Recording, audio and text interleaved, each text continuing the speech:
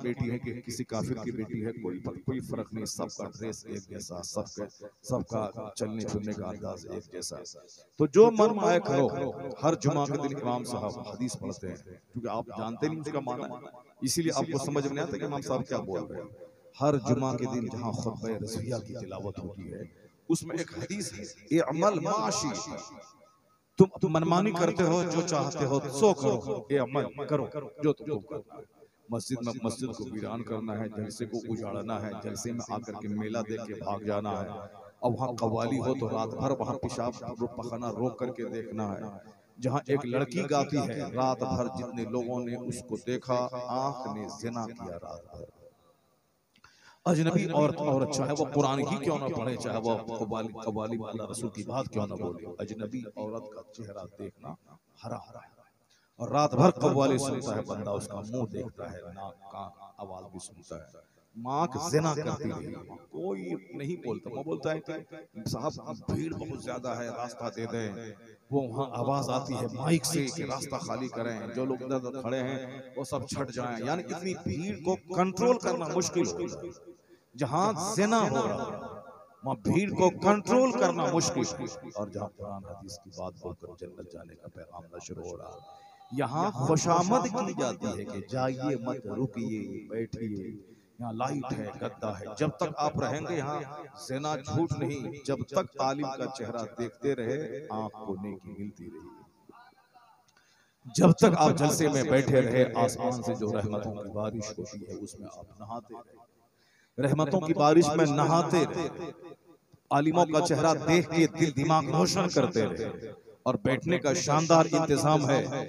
और यहाँ साहब 2-4 घंटे जो आपने गुजारा, समझ लें कि करोड़ों गुनाह आपके धुलते रहे, लेकिन यहाँ खुशामद की जाती, आइए बैठिए, आइए बैठिए। और वहाँ लोग पैसा दे के आंख का ज़िना करने के लिए जाते हैं। बैठने की जगह नहीं तो खड़े रहते हैं। सर्कस में, नाच में 3-3 घंटे का शो चलता है फिल्म हॉल में, लोग 3 घंटे पैसे देकर गुनाह करते रहे, आंख गुनाह करती रही, कान गाना सुना, कान गुनाह करता रहा। और उस शैतानी हाल में जब तक 3 घंटे तक रहा, वो जहन्नम में बैठा रहा। तो जहन्नम में बैठने के लिए लोग पैसा फीस देते हैं। अगर यहाँ कह दें कि एक मौलाना आ रहा है कुरान हदीस सुनाएगा, उसकी फीस 100 रुपए है ताकि जलसे का खर्च निकल जाए, एक बंदा नजर नहीं आएगा, एक बंदा नजर नहीं आएगा। और वहाँ सनीमा हॉल में 200 रुपए का टिकट लेके लोग जाते हैं। 3 घंटे जहन्नम में रहना है, 3 घंटे आंख का ज़िना करवाना है। हीरोइन का बदन देख करके उसका नाक, उसकी गर्दन, उसकी नाक, उसका वो चेहरा पूरा नेकेड वजूद देख करके मजा लेना है। जबान से आह ओह कहना है, कान से, कान भी गुनाह कर रहा है, जबान भी गुनाह कर रही है, आंख भी गुनाह कर रही है, पूरा वजूद उस जहन्नमी माहौल में बैठा हुआ है। पैसा दे के जहन्नम खरीद रही है। और यहाँ मुफ्त में बुलाया जा रहा है कि आओ, 1 टका नहीं देना है। जब तक बैठोगे आंख नेकी करेगी, जबान नेकी करेगी, कान नेकी करेंगे, सारा वजूद नेकी करेगा। अगर मर गए तो सीधे जन्नतुल फिरदौस में चले गए, क्योंकि जो दीन सीखने वाली राह में मर जाता है अल्लाह उसे शहादत का मर्तबा अता देता है। ये बताएं कि ऐसे माहौल में ज़लज़ला न आएगा तो क्या आएगा। यहाँ लोग पैसा दे के गुनाह खरीदते हैं, यहाँ आसमान से पत्थर न गिरेगा तो क्या आएगा। जहाँ के चारों तरफ गुनाहों का माहौल हो, ऐसे में गर्मी न बढ़ेगी तो क्या बढ़ेगा। बहुत सारे लोग इस गर्मी में मर रहे, खतरनाक गर्मी, 44 डिग्री, 48 डिग्री, 50 डिग्री। आने वाले दिनों में तो इतनी खतरनाक गर्मी आने वाली है कि लोग अपने घर में तड़प तड़प के मर जाए, ऑक्सीजन नहीं मिलेगी। ऐसा नहीं कि अब गर्मी है तो अगले कुछ दिनों के बाद ये गर्मी कम हो जाएगी, नहीं, चूंकि बर्फ पिघल रही है, बर्फ पिघल रही है, पहाड़ की जो बर्फ पिघल करके समंदर की सतह में इजाफा हो रहा है और टेम्परेचर दुनिया का हाई हो रहा है, दरख्त कट रहे हैं, ऑक्सीजन नहीं मिलेगी लोगों को। इस तरीके से फैक्ट्रीज का धुआं, गाड़ियों का धुआं, कोई गाड़ी के बगैर चलना नहीं चाह रहा।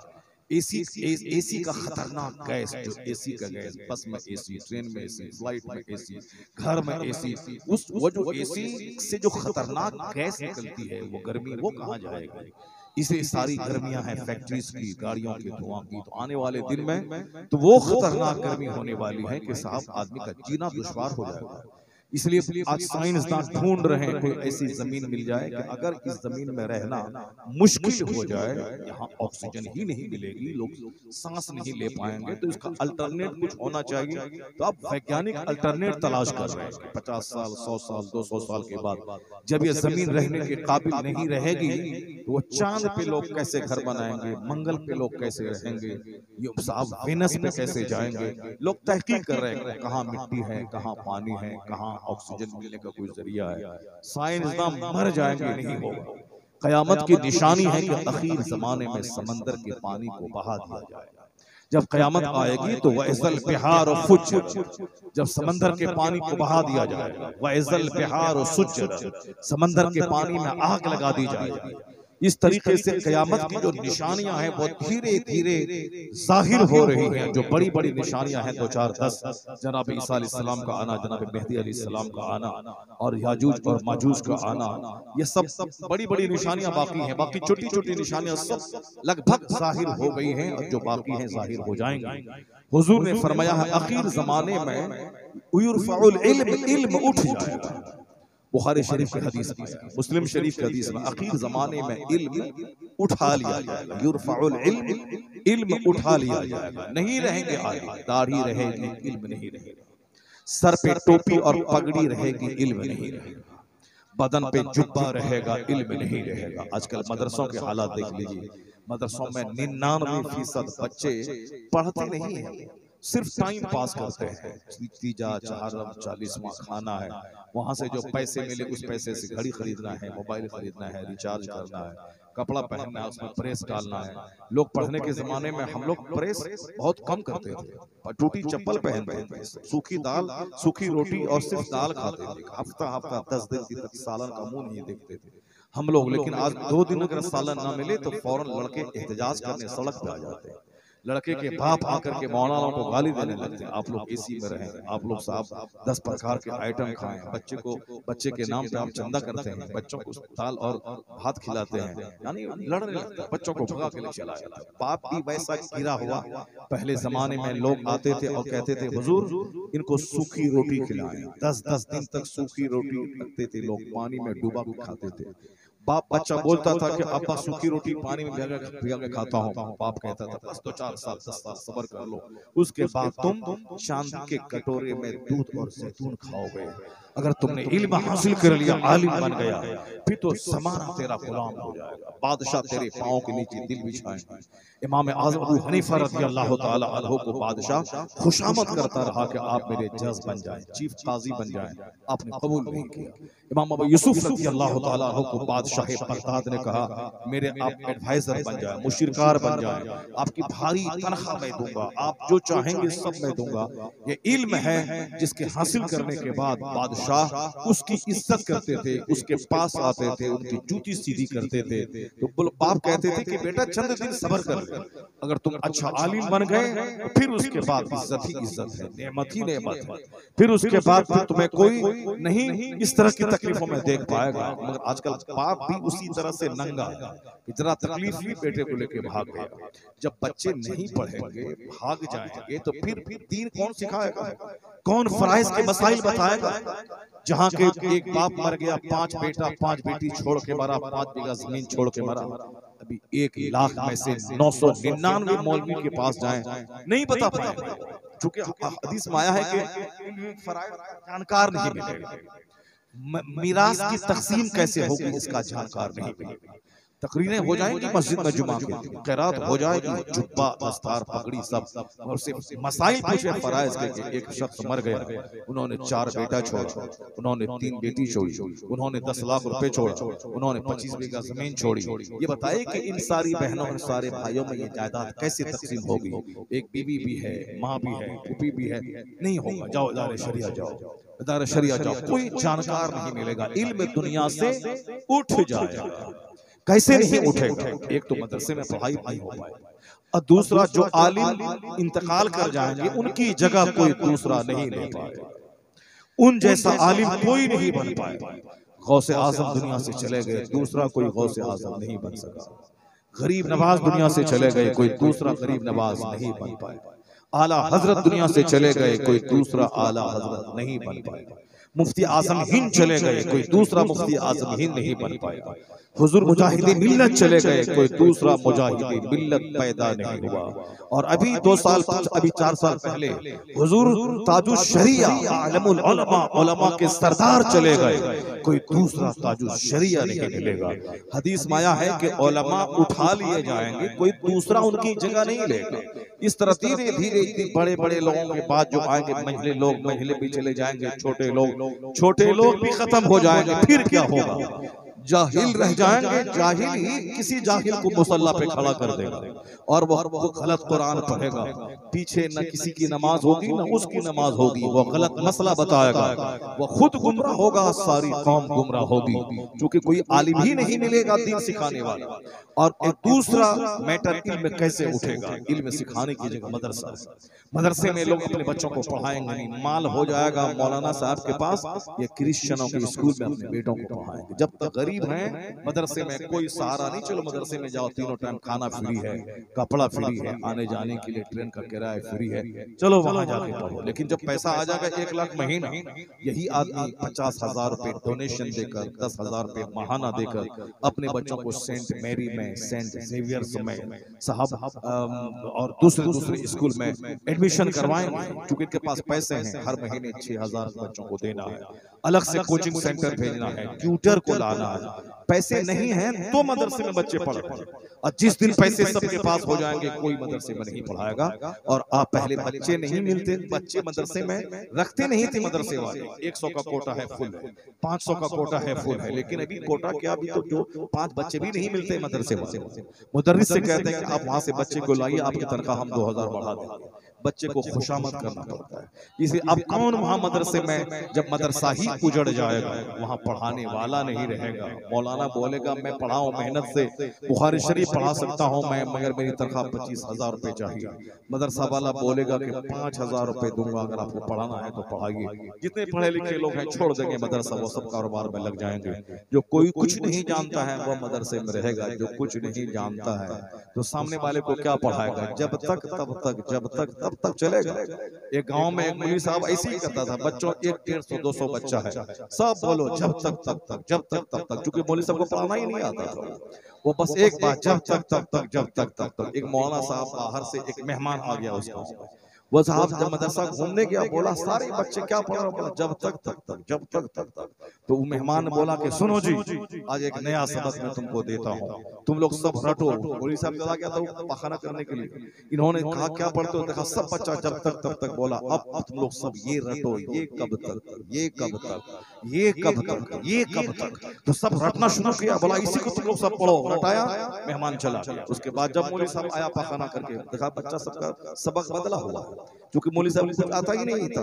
अब वो जब तक तब तक कर रहा था, जब तक गाड़ी चल रही। अब कहा ये कौन सिखा? मेहमान अभी आया था, वो बोला ये कब तक, ये कब तक। बोरा बिस्तर लिया, मौलवी साहब भाग गया। कहा अब मेरी चोरी पकड़ी गई, अब ये काम मेरा नहीं चलेगा। उसी तरह से एक हाफिज एक गांव में आया, और आया वो पहले ही दिन वो सूरह कहफ जो उसको याद था, उसी सूरत की तिलावत शुरू कर दी।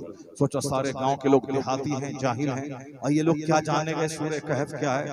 ये लोग तो सूरह फातिहा जानते हैं, उसके बाद तो कुछ नहीं जानते हैं। सूरह फातिहा पढ़ने के बाद सूरह कहफ की तिलावत की। पीछे से एक बूढ़ा सलाम करने के बाद बोला, क्या हाफिज जी सूरह कहफ की तिलावत क्यों कर रहे हैं? ये गाँव देहात में ये बूढ़ा सूरह कहफ को जानने वाला। बोला बस रुको, मेरा वजू टूट गया, मैं वजू करने जा रहा हूँ। गया वो पगना लेके बहाना करने के बहाने चला गया। अब सारे मुंतजिर हैं, वापस दोबारा नहीं आया। इसी तरह के जोहल की तादाद से गांव देहात शहर सब भर जाए, इल्म दुनिया से उठा लिया जाए, कोई मसाइल का जानकार नहीं मिलेगा। और दूसरा जलसा एक बहाना है दीन सिखाने का। मदरसा तो ऐसे चौपट हो गया, और मौलवी नहीं मिल रहे हैं। जो मौलवी अगर है भी तो उनको माल चाहिए ज्यादा, 25,000 रुपए महीना। मदरसा और मस्जिद में तो है नहीं, वो बिजनेस करने चले गए 1 लाख महीना कमाने के शौक में। मदरसे में जो कुछ नहीं जानता था, किसी काबिल नहीं था, वो आ गए। इस तरीके से इल्म चौपट हो जाएगा, इल्म उड़ जाएगा। एक दूसरा प्लेटफॉर्म है ये जलसा, जो आज से 50-100 साल पहले जलसा होता था। 5-5 दिन के जलसे होते थे, 5 दिन के जलसे। अल्लामा रसूल कादरी आते थे, 3-3 घंटे का खिताब होता था। और अकायद पर, असलाह अमाल पर जलसा होता था। बड़े बड़े आलिम उस जलसे में खिताब करते थे और फिर मजमा लाखों का होता था। लेकिन अभी देखिए क्या तमाशा है, पहले लोग तकरीर सुनने आते थे, नात होती थी 5 मिनट और तकरीर 5 घंटे होती थी। सारा मजमा तकरीर सुनता था, 5 महीने तक गांव देहात में चर्चा करता था। अल्लामा मासूम कादरी साहब आए थे, उन्होंने ये कहा था। हुज़ूर मुफ्ती आज़म हिंद आए थे, उन्होंने ये कहा था। अबुल अहद फसीही काज़ीपुरी आए थे, उन्होंने ये बोला था। मुश्ताक अहमद निज़ामी आए थे, उन्होंने ये कहा था। जलसा एक दिन खत्म होता था, 5 महीने तक चर्चा जलसे का होता था। 5 महीने तक जो जलसे में नहीं आता था, वो भी शाम सुबह दालान में जब उस जलसे का चर्चा सुनता था तो उसको भी मालूम हो जाता था कि जलसे में क्या बोला गया है, जलसे में अल्लामा साहब ने क्या कहा है। इस तरीके से 5 महीने साल भर तक जलसे का चर्चा होता था। लोग अपने घरों में चर्चा करते थे, शाम में चर्चा करते थे, सुबह अलाव के बाद जाड़े के जमाने में 10 लोग बैठते थे आग तापने के लिए, वहां चर्चा करते थे। तो एक जलसा साल भर तक चर्चा का विषय बन जाता था। लोग तकरीर सुनते थे। आज जरा जलसे का हाल देख लीजिए, पहले 5 मिसरे लोग पढ़ते थे और अभी 3-3 घंटे नादखानी होती है और तकरीर के वक्त में सारा मजमा भाग जाता है। लोग भाग जाते हैं, नात सुनने के लिए हमारे छोकरे आते हैं। वो छोकरा नात सुना, चूंकि वो गाना सुनता है दिन रात, अब गाने के तर्ज पे नात उनको मिल गई। वो क्या जाने मदीने की मोहब्बत क्या होती, उसको तो सिर्फ धुन मिला, लहजा मिला, लय सुनता है, मजा मिल जाता है। उसके बाद फिर वो भागा, मौलाना आया, बोला अरे मौलाना आगे बोलेगा नमाज पढ़ो, रोजा रखो, ज़कात दो, हज करो, जहन्नम से बचो, जन्नत जाओ। ये कौन सुनने वाला है आजकल? भागा, जलसा उजड़। शेर सुनाने वाले के वक्त में 1000 तकरीर के वक्त में 5 आदमी। ए भाई बताइए क्या तमाशा है। तकरीर के वक्त में भाग रहा है, सारी जिंदगी जाहिल रहेगा, सारी जिंदगी आलिमों को गाली देगा और अपनी तकदीर को सवार बिगाड़ने का काम करेगा। नदीम के वक्त में नहीं भागा था, उस वक्त पेशाब नहीं लगा था। जब कुरान हदीस की बात हो रही है तब पेशाब लग रहा है, तब छुट्टी काटी जा रही है और तब बदन में खुजली पैदा हो रही है। तबाह बर्बाद हो जाओगे, मदरसा उजड़ जाएगा, मस्जिदें उजड़ जाएंगी, तुम्हारा वजूद उजड़ जाएगा। जो जलसा उजाड़ के बोलेगा कि लोग हमारे घर में बरकत हो, कभी नहीं। मस्जिद उजाड़ के कोई बोलेगा मेरे घर में बरकत हो, कभी नहीं होगी। आज मदरसा उजाड़ के लोग बोलेंगे मेरे घर में बरकत हो, नहीं होगी बरकत। आज करोड़ों कमाने के बाद भी चेहरा उजड़ा हुआ है, बीवी बागी है, औलाद बागी है, कमाई में बरकत नहीं है, चेहरा उजड़ रहा है। 1 दर्जन बीमारियां हैं, दवाइयों को पोटली बांध के सफर कर रहे हैं। कमाई पहले गरीब था, रिक्शा चलाता था, सुकून था, 8 घंटे की गहरी नींद आती थी। अब घर में एसी के बावजूद नींद नहीं आ रही है, क्यों नहीं आ रही है? और उजाड़ो मस्जिद को। 15 साल के ऊपर का सारे लोगों पर नमाज फर्ज है। आबादी में 100 लोग हैं, नमाज 5 बूढ़े पढ़ते हैं, 95 लोग बेनमाजी हैं और कहते हैं अल्लाह कहाँ है, रसूलुल्लाह कहाँ है। लोग हमें एनआरसी के नाम पे मार रहे हैं, अल्लाह कहाँ है। लोग हमें हिंदुस्तान से निकालने की धमकी दे रहे हैं, अल्लाह कहाँ है। ये जिस पर नमाज फर्ज थी, ये जोहर छोड़ा। जोहर छोड़ने के टाइम ही में तो आसमान से पत्थर बरस जाना था मगर बरसा नहीं। असर छोड़ने के टाइम में आबादी में आग लग जानी थी मगर आग लगी नहीं। मगरिब छोड़ने के बाद उनके घर को सलसले में जमीन में दफन हो जाने चाहिए था, लेकिन दफन उसका घर हुआ नहीं। एक वक्त की नमाज छोड़ना हराम और गुनाह कबीरा है, बड़ा गुनाह। जैसे शराब पीना हराम, जिना करना हराम, सूद खाना हराम, रिश्वत लेना हराम, झूठ बोलना हराम, गीबत करना हराम। उसी तरह एक टाइम नमाज छोड़ना हराम है, गुनाह कबीरा है। यहाँ धड़ल्ले से नमाज छोड़ी जा रही है, जलजला नहीं आ रहा, आग नहीं लग रही, वो तो समझ लें कि अल्लाह रब्बुल इज्जत की जात वो हलीम जात है, हिल्म वाला। अल्लाह हिल्म वाला है, यानी अपनी जबान में अल्लाह सब्र करने वाला, हिल्म वाला। वह